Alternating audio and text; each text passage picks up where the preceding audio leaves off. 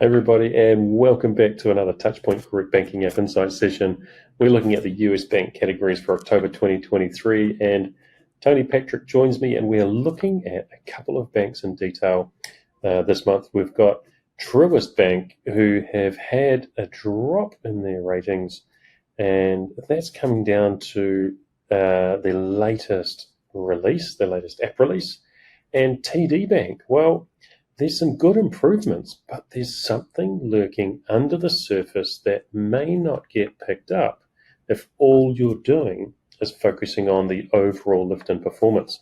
Tony, I'm going to hand it over to you, and you can guide us through what you're seeing in the data. Great, thank you, Glenn. Today looking at a lot of these banks here in just an overview of their score to start with, but of course we'll focus on the banks that Glenn mentioned. So let's just jump straight in, give us some context about what's going on in the market. So looking at here, what we can see is one of the things I can see here is that like the likes of US Bank are pretty steady and going across the board as they normally do. But one of the things we're going to look at today is Truist, and they've had a nice increase over the past year or so. But that drop is particularly drastic compared to things over the past 6 months. So we'll look at that and see what's going on. Let's move forward into looking at these banks here. So one of the things we can see going on here is what I might do actually is just move USAA, because they've dropped down and they moved the scale a bit. They haven't improved since that drop in August, but let's move them away for the moment. We can see here are some nice improvements, and the likes of Bank of America and Citibank sort of doing strongly at the top there as well. Well, there's one thing I want to look at today as well, is looking at this movement in particular here. So TD Bank has gone down in September, and they've come back in October. And you might think, well, they've just fixed what's happened in September, and that's turned around. But we'll look underneath that and find out why. But before we jump into that, one of the things we've been following for a while is Fifth Third. And their great improvement from that down right at the bottom there in March, they've had a gradual improvement month on month across time. So that's great. One of the things to be aware of, though, is this particular group here doesn't score as well as the other two groups we saw previously. So if we look at 3.5 as our score just here, if Fifth Third was amongst those other groups, that will be the lowest in each of those groups. We have to be careful about what we're comparing against, but they are doing well, so kudos to them.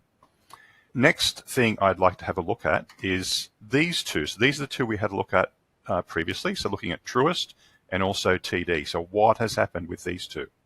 So first of all, I'll have a look at Truist. There's been a drop. So what's happened? So those familiar with what we're doing with this is we can actually see why that drop has occurred. So if I step through into this view here, just focus on the left for now. So we can see there, that's the score reflected up there. So 4.5 down to 3.9. Now, one of the things about that score, which is across all the scores we saw previously, it's what we call the engaged customer score. So that's customers who've given us both a score and a comment. And the powerful thing behind that is we can see even subtle movements as to why things are happening. And also, every movement, we know why it's happened, because there's a comment attached to everything that's going on. The great thing about this, we can see why that's happened. Now, this is a fairly common thing. We suddenly get reliability and stability issues turning up. So we can see there that in October, that's 17.9%. Now that's gone up 9.7 points. So it was about 8% in the previous month. It's gone up to 18%. And we can see just to the right of that a bit of detail, broad technical issues, some bugs and crashes, a slow app as well, and a poor update has also been mentioned. So what we've also done is part of this, I can just select on the right that topic, and it quickly summarizes that for me with an AI approach. And what I can see is very quickly here is the users have reported frequent updates that often lead to glitches and inaccessibility.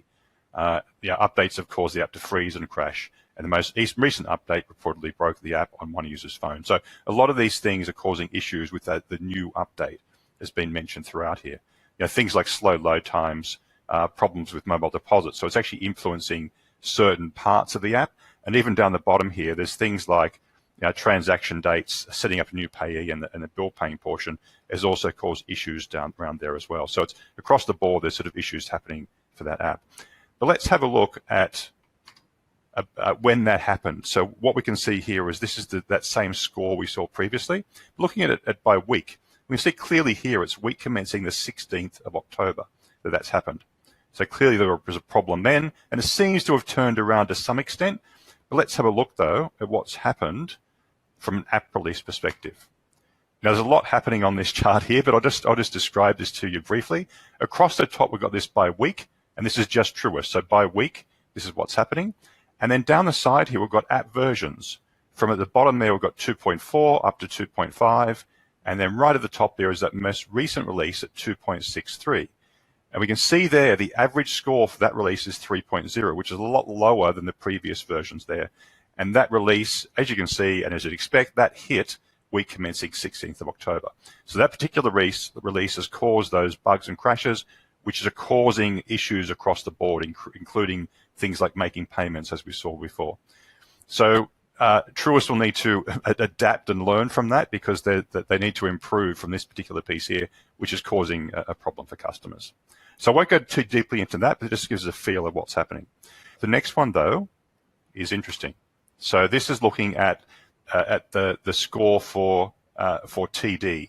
So we see there the score was sort of hovering around 3, and we saw that drop in September. Now we know why that happened. I won't go into detail around that.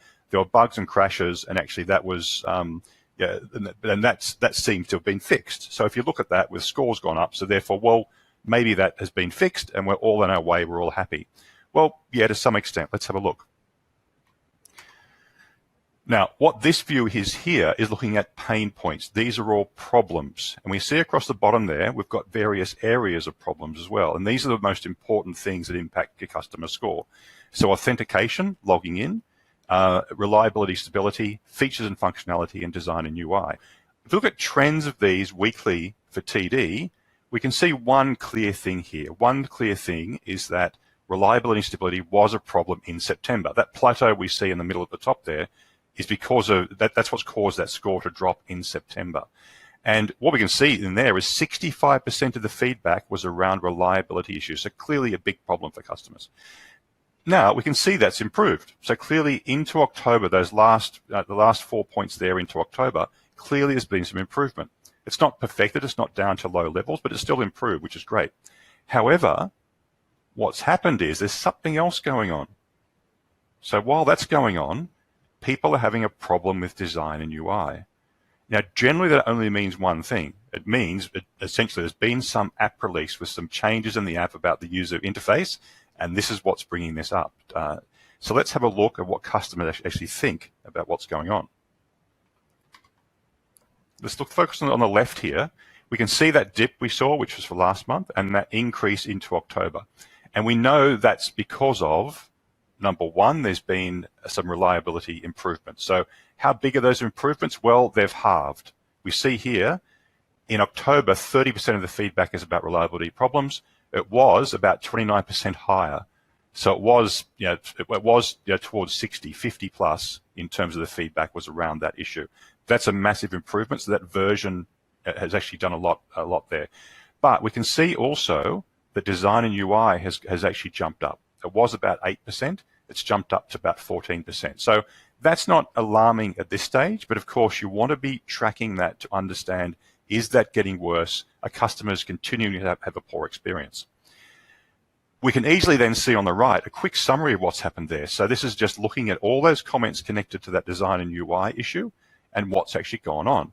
Now, this third one here is a really good summary of what's actually happened in here. So the recent update to the app is a common point of complaint. Users find the new layout hard to use and less intuitive than the previous version. They also report having to click multiple times to perform simple tasks. So things like customer journeys have been interrupted for some customers.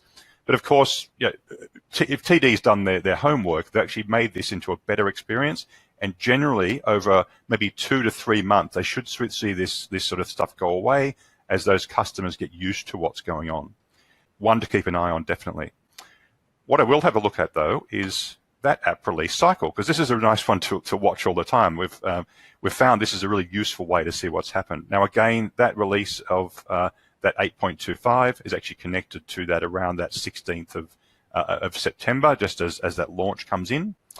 And what we can also see, if we go to the next piece, is see when that launch happened and what happened to the score.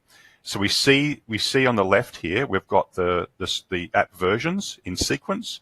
8.24, the average score for 8.24 was 1.8. So that was the one causing those major issues with reliability. 8.25 seems to have settled that down a lot. So that's a really positive thing for TD. They've done that. But of course, we're getting that underlying issue with the design and UI issues popping up. So TD need to keep an eye on that and continue to improve on what they're doing with their reliability issues. So a bit of work to do, but some things to watch for TD next time around. So yet again, the devil is in the detail, and what you see on the surface isn't necessarily a true reflection of what's going on underneath. So thanks for that, Tony. And if you want to talk to us about doing a deep dive into your banking app, feel free to sing out, and we're more than happy to set something up with one of the team. Thanks all, and we'll see you next month.